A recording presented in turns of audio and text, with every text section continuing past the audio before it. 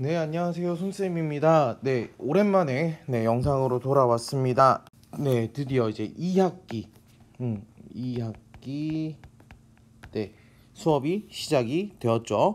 2학기 수업이 시작되었는데, 일단은, 2학기 진도는 20차시부터도 시험 범위 들어간다는 거, 잊지 말아 주시고요.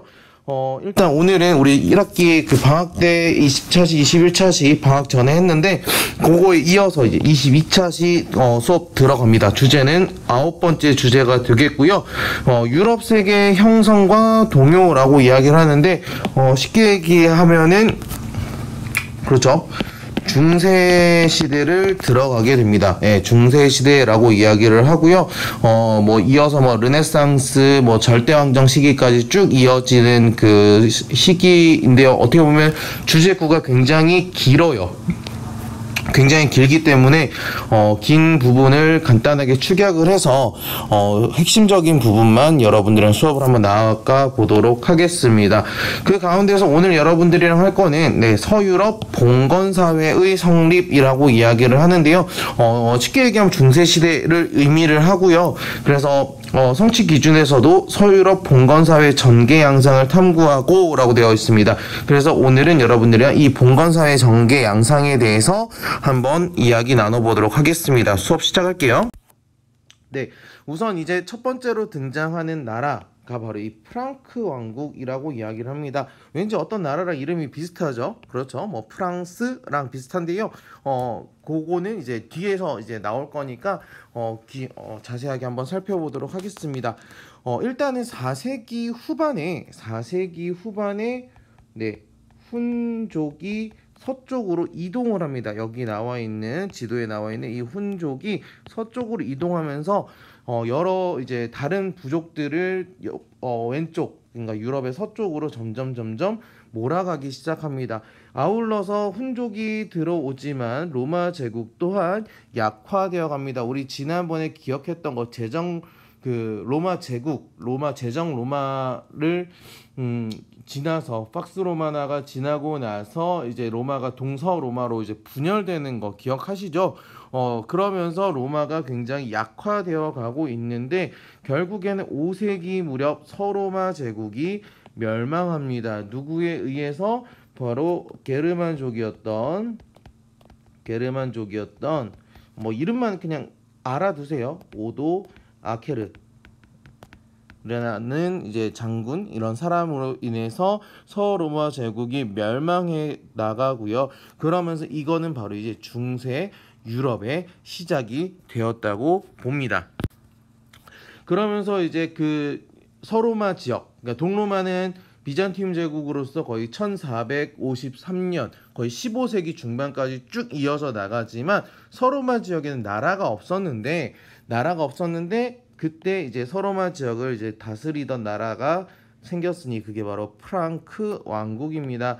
프랑크 왕국은 대표적인 황제 4명, 그러니까 물론 한 명은 이제 왕이라고 하긴 궁제라고 이야기는 하지만 4명의 대표적인 인물로 설명을 할 수 있습니다. 바로 이제 클로비스, 그리고 카를로스 마르텔, 그다음 피핀, 그리고 카를로스 대제.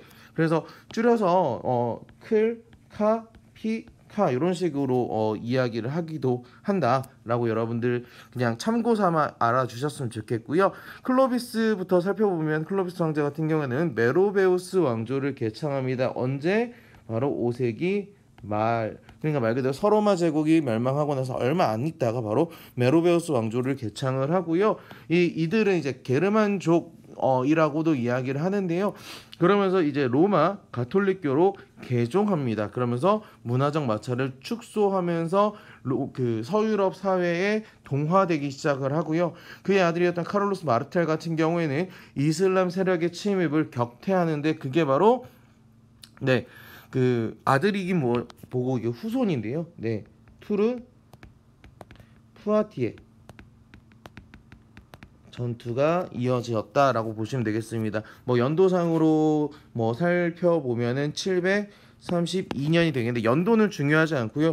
누구랑 싸웠느냐? 바로 우리 3단원에서 봤던 우마이야 왕조와 대립을 했던 그런 것입니다. 이 투르푸아티의 여기 위치 나오죠? 투르푸아티의 전투가 여기 프랑스까지 올라오려고 했었다라고 보시면 되겠고요. 그리고 나서 등장했던 이제 피핀 궁제라고 하는데요. 이 왕조는 이제 카롤루스 왕조를 개창을 합니다. 그러니까 같은 왕국이지만 왕조가 달랐다. 여기서는 메로베우스 왕조였지만 이때는 카롤루스 왕조다. 그러면서 이탈리아 중부에 이제 그 여기 로마 지역을 기증을 하면서 교황령을 만들어 주기 시작합니다. 그리고 나서 그 아들이었던 이제 카롤루스 대제 같은 경우에는 옛 서로마 제국 영토를 상당 부분 회복하게 되고요. 그리고 서로마 황제로서 대관식을 합니다. 서로마 황제의 대관식을 하게 되고요. 그래서 여기 왕관을 받는 모습을 보이게 되지요. 요거를 800년에 했고요. 800년. 사료를 보시면은요. 이 사료가 교황 레오가 등장을 합니다. 교황 레오를 폭행하니까 교황인 왕에게 도망을 가서 도움을 청하게 되고요. 카롤루스는 거기에서 교황으로부터 황제와 아우구스투스의 칭호를 받았다라고 되어 있습니다. 아우구스투스 기억하시나요? 네, 프린캡스라고 하고요. 제1의 시민이라고 얘기를 하는 로마의 아우구스투스 황제의 칭호를 받았다. 누구로부터? 여기 적어놨죠? 레오. 이 레오는 교황 레오 3세를 의미합니다. 네, 이 사람 교황이고요. 그래서 이 시기에 굉장히 문화가 부흥했다. 그래서 이거를 카롤루스 르네상스라고 이야기를 합니다. 그래서 서유럽 문화의 기틀을 마련하고 로마 문화 또는 크리스트교 게르만 문화를 융합한 카롤루스 르네상스가 이어지는데 이때 만들어지는 게 바로 궁정, 나라에서 학교를 만들기도 했다. 까지 여러분들 잘 기억해 두시면 되겠습니다. 넘어갈게요.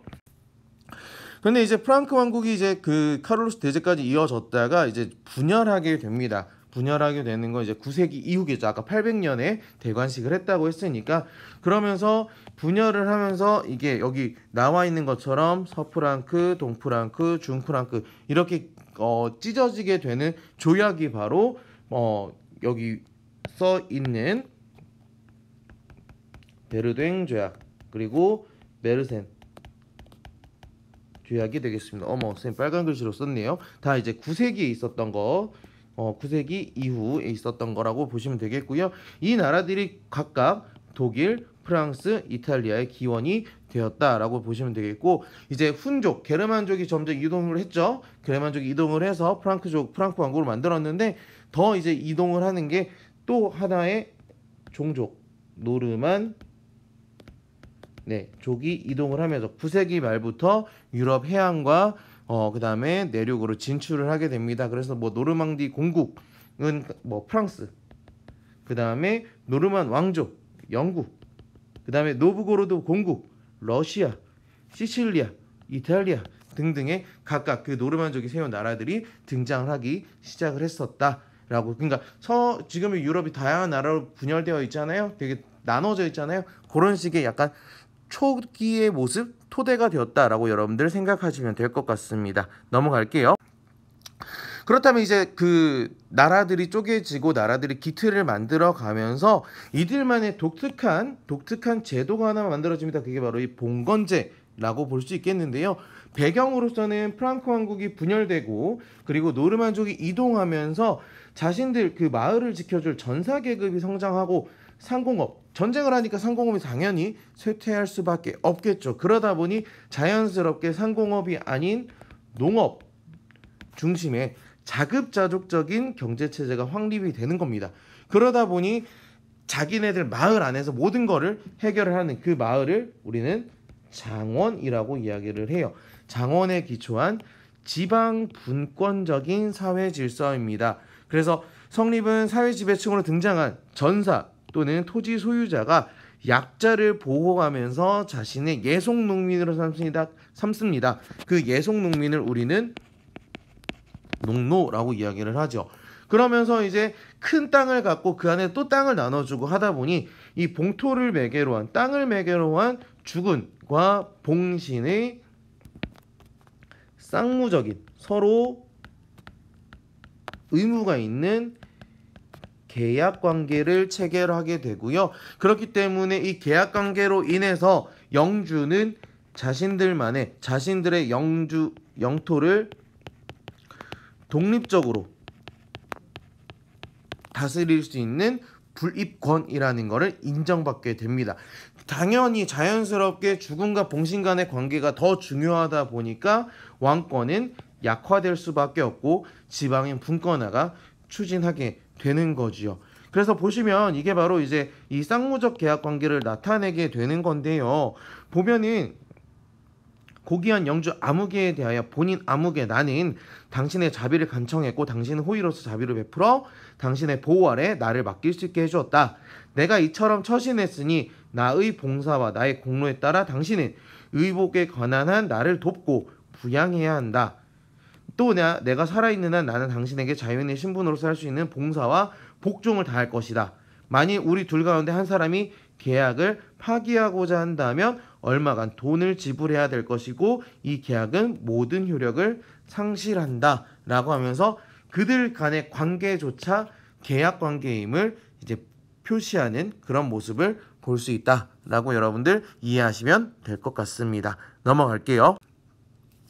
그렇다면 아까 자신들이 이제 농토, 자신들의 땅인 이 장원은 어떻게 구성이 되어 있는가를 이제 살펴보아야 할 테인데요. 특징 같은 경우에는 봉토의 한 개 또는 여러 개의 장원으로 구성되어 있고요. 특히나 자급자족적이었다라고 보시면 되겠습니다. 그래서 이 장원에 이제 소속된 영주에게 안에 그 예속된 농노의 특징을 살펴보아야 할 텐데요. 농노 같은 경우에는 영주에게 예속되어 있다라고 보시면 되겠고 영주의 직영지를 경작하고 부역을 하고 공납, 세금을 내야 되는 의무가 있습니다. 또한 거주 이전의 자유가 없고요. 하지만 재산을 가질 수 있고 결혼도 가능했다라고 보시면 될 것 같습니다. 그래서 여기 그 사료를 보시면 땅을 빌려 쓰고 있다. 그리고 일주일에 3일은 자기 땅, 그리고 일요일에는 반드시 교회 가야 되니까, 그리고 나머지 3일은 수도원의 직영지라고 보시면 될 것 같습니다. 그래서 보도는 일주일에 3일이라는 것, 이게 이제 부역이겠죠. 그 다음에 소장료 내야 되고요. 그리고 연계, 달걀, 돼지 등 여러 가지를 바쳐야 한다라고 여러분들 이해하시면 되겠습니다. 생각보다 굉장히 큰 부자유스러웠다라고 보시면 될 것 같아요.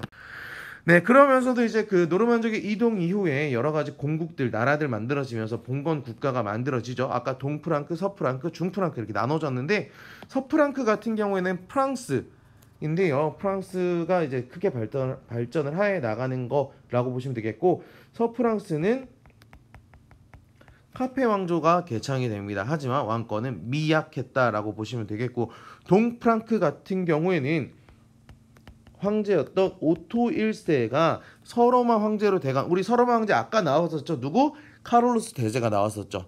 근데 그때 이제 갈라지고 나서 서로마 황제로의 대강 없었는데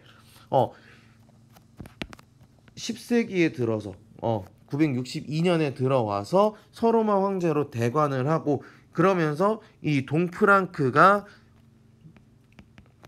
신성 로마 제국의 기원이 되었다라고 여러분들 보시면 되겠습니다. 로마가 원래 이탈리아에 있다가 프랑크 왕국으로 갔다가 동프랑크, 지금의 독일로 넘어갔다라고 보시면 되겠고요. 노르만 왕조 같은 경우에는 노르망디공 윌리엄이 개창을 하면서 노르만 왕조는 지금의 영국이 되겠습니다.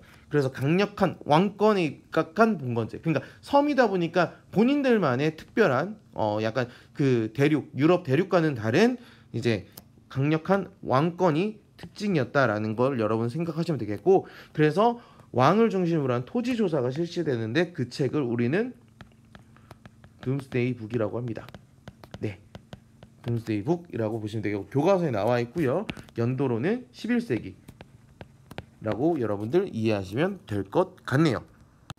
네, 굉장히 쉽게 간다고 했는데 조금 어려웠어요. 네, 어려웠는데 한번 생각을 해보면 네, 일단 첫 번째로 5세기에 들어서 어떤 나라가 등장해요? 바로 프랑크 왕국이 등장을 하죠. 프랑크 왕국이 등장을 하고 요게 9세기에 들어와서 이제 동, 중, 서프랑크가 들어오기도 하고 누가 들어와요? 네, 노르만족이 이동을 하면서 9세기 넘어서는 일단 봉건 국가로서 서프랑크, 그 다음에 서프랑크랑 그 다음에 동프랑크랑 그 다음에 노르만 왕조 네 등장하는 모습을 여러분들 살펴볼 수 있습니다. 프랑크 왕국 같은 경우에는 우리 쌤이 아까 얘기했죠. 클, 타, 피, 타 얘기하면서 각각 그 카롤루스 대제 때 그 서로마 황제의 대관식을 하고 신성 로마 제국 그렇게 나간다라고 보시면 되겠고 9세기에 넘어서 쪼개지고 서프랑크 같은 경우에는 무슨 왕조? 그렇죠. 카페 왕조. 그 다음에 동프랑크가 이제 대관식을 거치면서 네, 신성 로마 제국이 등장하게 되었다. 그리고 노르만 왕조는 왕권이 강해지면서 이제 둠스데이북을 만들었고요. 그래서 여기도 대관을 했죠. 네, 대관식을 했던 거 기억해 주시고 요렇게 이제 나라들이 흐름이 이어져 간다면 9세기 이후에 등장했던 두 가지 제도 봉건제 그리고 장원의 구조를 잘 살펴보아야 한다라고 여러분들이 정리하시면 될 것 같아요. 봉건제 같은 경우에는 무슨 관계였죠? 그렇죠? 계약관계, 쌍무적 계약관계였다라고 보시면 되겠고 장원에서는 네, 농노의 역할을 잘 정리를 해 주시면 될 것 같습니다. 네. 짧게 간다고 했는데 생각보다 많이 길었어요. 많이 긴 만큼 그만큼 중요한 이야기가 많다는 거겠죠. 네, 일단 뭐 요 정도로 정리를 하시고 그러면 요 안에서 이제 왕권이 떨어지면 무엇이 올라가느냐? 바로 교회가 영향력이 굉장히 커졌다. 이 교회의 영향력에 대해서 다음 시간에 살펴보도록 하겠습니다. 고생 많으셨습니다.